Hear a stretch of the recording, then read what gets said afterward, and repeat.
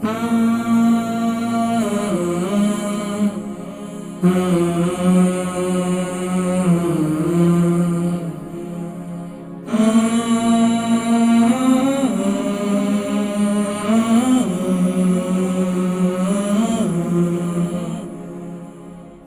الله الرحمن الرحيم اللهم صل على سيدنا محمد وعلى آل سيدنا محمد وبارك وسلم وصل عليه الحمد لله وسلام على عباده الذين اصطفى أما بعد فقد قال الله تبارك وتعالى في القرآن المجيد والفرقان الحميد بسم الله الرحمن الرحيم لقد كان لكم في رسول الله أسوة حسنة صدق الله العظيم محترم ومحتشم ناظرین سامعین السلام علیکم ورحمۃ اللہ وبرکاتہ ومغفرتہ۔ الحمدللہ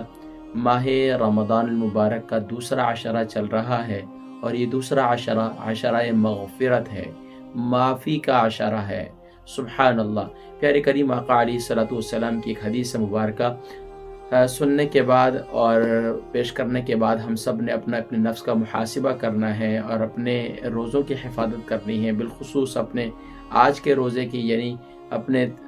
14ویں روزے کی حفاظت کرنی ہے، اور کس طرح حفاظت کرنی ہے اس سے متعلق انشاءاللہ آج کی حدیث مبارکہ سننے کے بعد ہمیں یہ کیفیت پیدا ہوگی کہ انشاءاللہ ہم اپنے آج کے روزے 14ویں روزے کی انشاءاللہ حفاظت کر سکیں گے۔ ناظرین کرام، اور پیارے کریم آقا علیہ الصلوۃ والسلام کی ایک پیاری حدیث مبارکہ کہ پیارے کریم آقا علیہ الصلوۃ والسلام نے ارشاد فرمایا کہ لیس الشدید بالسرعہ، کہ یعنی کہ بہادر کون ہے؟ انما الشدید الذی یملک نفسہ عند الغضب۔ پیارے کریم آقا علیہ الصلوۃ والسلام نے ارشاد فرمایا کہ بہادر وہ ہے جو اپنے غصے پر کنٹرول کر لے، جو اپنے غصے پر کنٹرول کر لے۔ پیارے کریم آقا علیہ الصلوۃ والسلام نے ارشاد فرمایا اگر تم میں سے کسی کو غصہ آئے تو وہ کھڑا ہوا ہے تو وہ بیٹھ جائے، بیٹھا ہوا ہے تو وہ کھڑا ہو جائے، نہیں تو لیٹ جائے فبیہا، اگر اس طرح ختم ہو جائے تو بہت اچھی بات ہے، نہیں تو اپنی ہیئت اپنی جگہ کو چینج کر لیں۔ ناظرین کرام، عمومی طور پر ہمارے یہاں معاشرے کے اندر جب کسی کو غصہ آتا ہے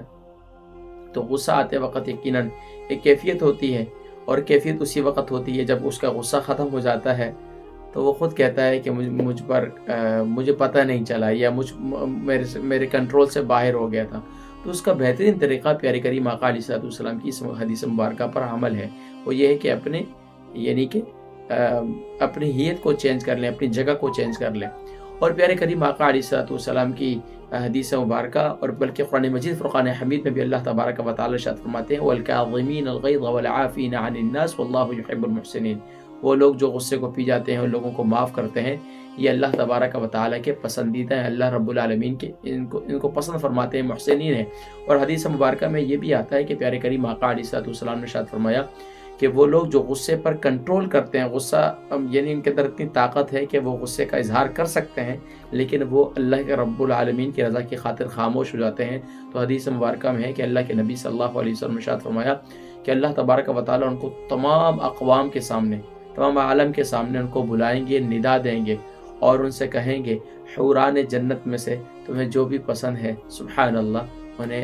سبحان اللہ، یعنی کہ انعام کے طور پر اللہ رب العالمین حوران جنت میں سے اس کو چوائس دیں گے کہ وہ جو بھی پسند فرما لے۔ ناظرین کرام، صرف اور صرف یہ ایک نعمت ہے جس کا میں ذکر کرتا ہوں، بلکہ اس سے بھی کئی گنا زیادہ یہ تو دنیا میں اللہ تبارک و تعالیٰ کتنا اجر عطا فرماتے ہیں، اس کا تو ذکر شاید وہ کہتے ہیں غصے کی سزا کیا ہے، بولا غصے کی سزا کسی اور کو نہیں، غصے کی سزا انسان اپنے آپ کو دیتا ہے۔ تو جو لوگ غصے کو کنٹرول کرتے ہیں وہ صحت میں بھی بہتر رہتے ہیں، خوشحال بھی رہتے ہیں، اور سبحان اللہ، اللہ تبارک و تعالیٰ ان پر نوازشیں ہی فرماتے رہتے ہیں۔ اور یقین جب انسان غصے کو کنٹرول کرتا ہے، بہت سے معاملات جو خراب ہونے ہوتے ہیں وہ کنٹرول ہو جاتے ہیں۔ تو ہمیں چاہیے کہ ہم اپنے روزوں کی حفاظت کریں، ماہ رمضان مبارک کی بابرکت ساعتوں میں اپنے نفس کی تربیت کریں، اپنے رمضان مبارک کو یادگار بنائیں۔ تو انشاءاللہ العزیز اور رمضان کو یادگار ایسے ہی بنا سکتے ہیں کہ اگر اس رمضان مبارک میں ہمارا غصہ کنٹرول ہو گیا تو الحمدللہ تو ہماری زندگی کا یادگار رمضان بن جائے گا۔ تو ناظرین کرام، انشاءاللہ